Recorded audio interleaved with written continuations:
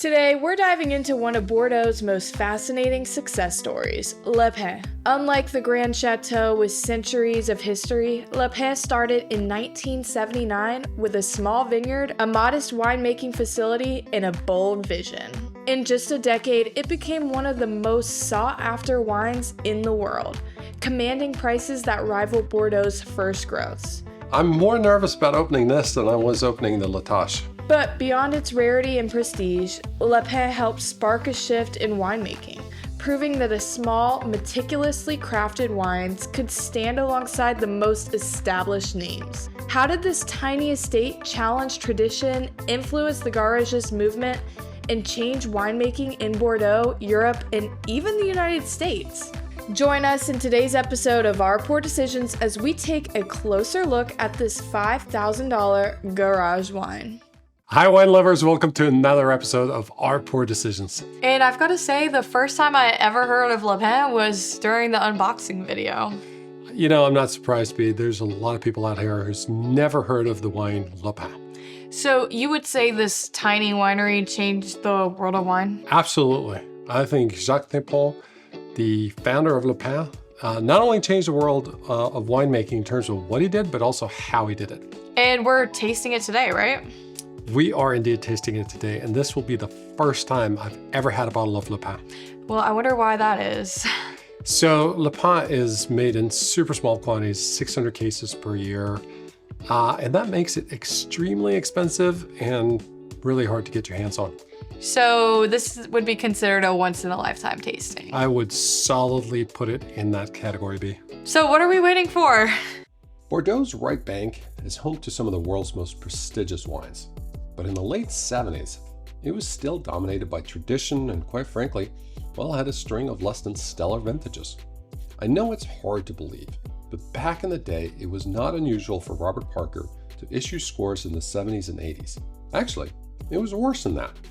He gave the 1976 Angelus 55 points and called the wine a disaster and characterized it as light, pale, no fruit, no character, no charm. This was the context in which Jacques Tempon, a Belgian wine merchant, made an unexpected move. In 1979, he purchased a 4-acre vineyard in Pomerol and named it Le Pen. The goal? Well, to craft exceptional wines on a micro scale and breaking away from convention. Le Pen's early years were anything but glamorous. Without the resources of his uncle's Vieux Château Certain, Jacques Tempon made the Le Pen wine in a modest farmhouse. The innovation of performing malolactic fermentation in barrel was a result of necessity, as he lacked enough fermentation fats. So this is the context, how things changed in just a few years. Now Le Pen is one of the most collectible and expensive wines in the world. Welcome, Stacey. Thank you for having me. So you have a new hair color and you have a new shirt color. Strictly speaking, it's a sweater. Okay, whatever. We could have coordinated, I guess. So this is a pretty special occasion. This is a very special occasion. Now, I'm not going to jump to conclusion, but I told the viewers at the beginning that I have never had a bottle of Le Pen. How about you? Out of the 400 to 600 cases made a year, tons of them. No, this is my first two.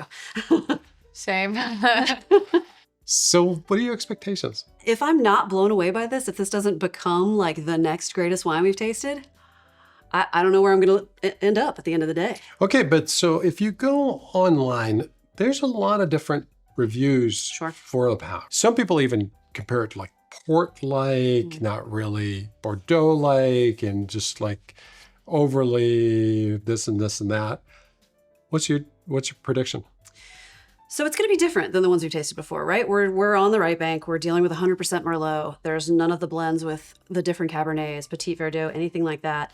The comparison here is just Petrus. We're in the same little tiny Pomerol appellation that is barely 800 hectares, I think. It's just super tiny. This is like 2 of those. It's definitely not going to be like Left Bank Bordeaux with all of the blends that come to the table. But the quality winemaking, the region is still very similar. I think there's going to be stylistic differences and similarities, and it'll be fun to see like where we line up and where we diverge. Le Pen sits in Pomerol, a right bank Bordeaux appellation known for its Merlot-based wines. It's the smallest of the Bordeaux appellations, and Pomerol's clay and gravel soils produce wines with richness and silky textures, where Merlot dominates and Cabernet Franc plays a supporting role. Unlike the left bank, Pomerol has no classification system, and one can therefore argue that quality alone determines reputation. Petrus is the most famous chateau in Pomerol, followed closely by Chateau Lafleur. Part of the reason for Pomerol wine's high prices is the fact that this appellation is only about 5 square miles, and production is generally much smaller than that on the left. Consider, for instance, that Petrus produces about 30,000 bottles, while Lafite Rothschild produces 250,000. But let's get back to Le Pen. You know, my friend asked me to say it today. What are you going to do, Pops, if you open the bottle and it's corked? And I was like, I think that might be the end of this channel. I think I might cry a little. Yeah, but you know what? I opened it. It's not corked. I'm very confident. It smells and we good. did have a little cheat taste, just to make sure. And I will say it was very muted.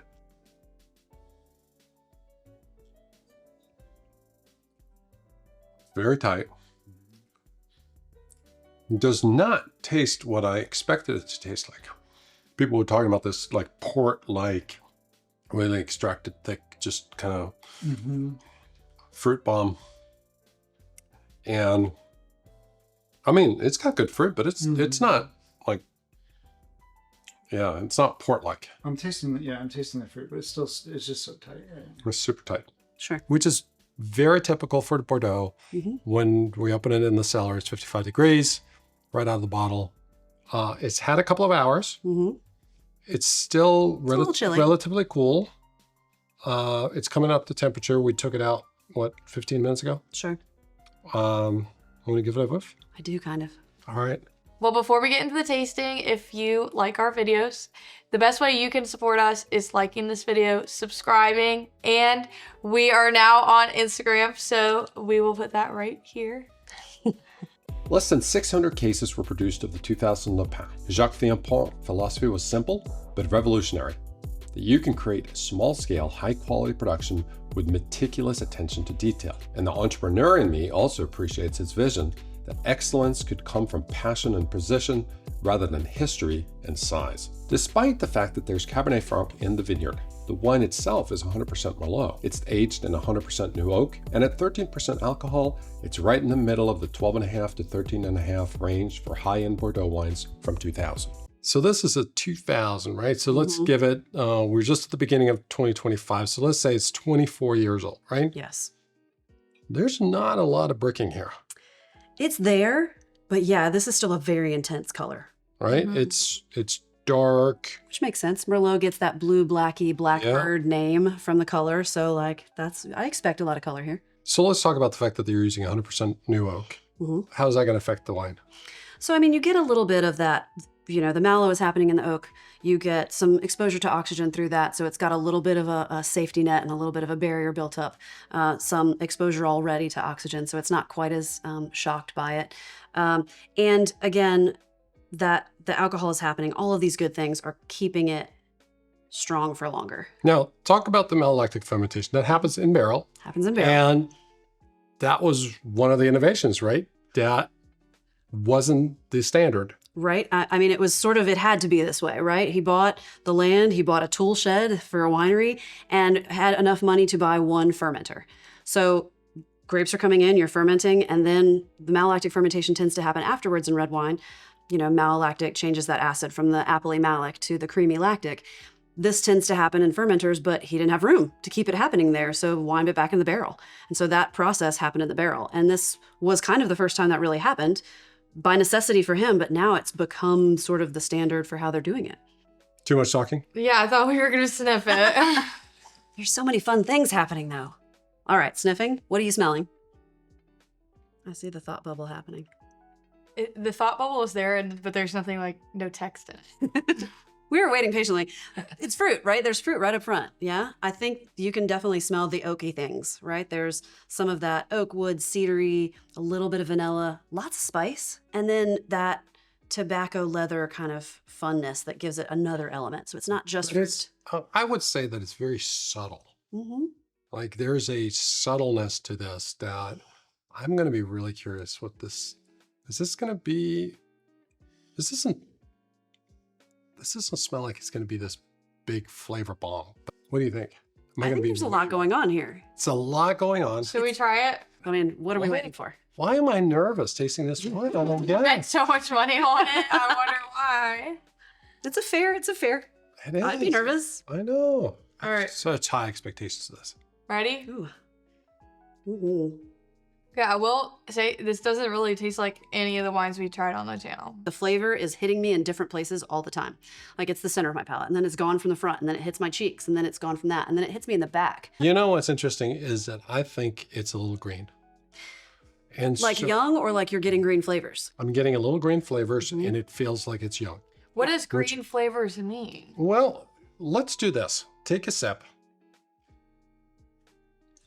And after that initial birth, after that initial burst of flavor, you kind of get like in the roof of your mouth, it gets a little dry. That's tannins. And it's just, it feels a little dry and green. Like, I think it's a little bit of like green pepperish, and it stays there a long time. And I gotta tell you, I'm not a big fan of that. I didn't really get it until like the last sniff that we did right before we tasted it. There was this little like bell peppery, white pepper kind of thing in the back. And then, like you were saying, after the burst of fruit juiciness right up front, there is this kind of lingering green woody kind of character to it. And it's like a combination of tannins and that little pyrazenic thing that happens with Bordeaux varietals. Well, I would love to, tell our viewers that, oh my gosh, this is the greatest bottle of wine I've ever had, and it's just fantastic, But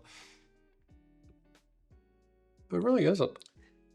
I would never go out there and spend $5,000 on a bottle of wine just to drink it, right? We purchased this specifically for this episode, to do an episode, because this is a significant wine. Right. In history, there's a significant wine for collectors. There's just so much about this wine that deserves its own episode. But in terms of just drinking it right now and saying, gosh, just the enjoyment, for me, it's like, yeah, it's a good wine. Has it got a lot of stuff going for it? Yeah, it kind of feels like it's a little bit of an awkward stage.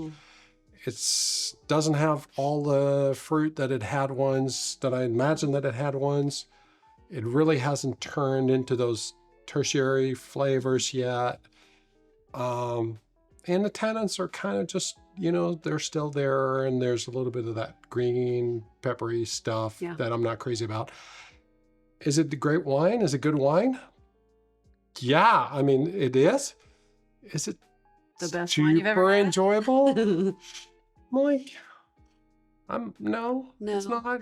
So I'm enjoying it, but I think that you've hit on a couple of good points here. This wine is hitting that kind of weird gangly phase that we've talked about before, right? It is still hanging on to the primary, and the tertiary flavors haven't quite developed enough for the balance, right? So all of the things that should make this wine like blockbuster, they're not all there together. It will probably develop. If you've got a 2000 at home, don't drink it yet. I just wish that we could say, oh my gosh, it's the greatest wine ever. And but it doesn't taste like a traditional Bordeaux wine. And I think maybe that's the point. It was made in a different style. It was pushing boundaries. It was pushing ripeness. Yes. It was aged in new oak. It was just different. Well, we'll remember this moment, right? Oh, 100%. B, what do you think? I think it's good, but I mean, is it $5,000 good? No, I don't even have $5,000 in my bank account, so I'm lucky to try it. And I'm just grateful that I can check off another amazing cult wine off my bucket list. Yeah, so I guess the message for the viewers would be like, this is worth reading up on. It's worth learning about the background, and it's worth looking at all the wineries that really were part of that garagiste movement. For sure. And which really in some ways kind of hit the peak in 2000, right? It was like a late 80s, 90s movement. But the effects of that movement is living on. I'm not sure we're missing out on not having a Le Pen. Le Pen didn't just make waves in Bordeaux. It reshaped the way the wine industry viewed small-scale production. It proved that tiny, unclassified estates could command the same level of prestige and price as the region's most historic names. The success of Le Pen helped fuel the garagiste movement, but its influence extended well beyond Bordeaux. The idea that a small, high-quality producer could rival the industry's giants inspired cult winemakers in California, Tuscany, and Spain, leading to the rise of iconic wines like Screaming Eagle, Pingus, and Moscato. Even traditional Bordeaux châteaux began adopting some of Le Vapin's methods, refining their own winemaking to meet the evolving taste of collectors and critics. The bottle of 2000 Le Pin didn't blow us away today, but the wine's impact is a testament to the power of innovation in winemaking. And while I'll never want to pay $5,000 for a bottle again, we can all appreciate the fact that we got a taste of modern winemaking history. Jeff, what do you think? What's your favorite? Well, And before we end the video, we just want to say thank you to everyone who watched our McCallum video with Mark and who donated to his GoFundMe. He's gonna get all of the money, obviously, but we just really appreciate your generosity. And if you haven't seen the video, go click on it and go donate if you can, because you're really making a difference. for sure. Cheers, everyone. Thanks for Cheers. watching. Thank you. Mhm.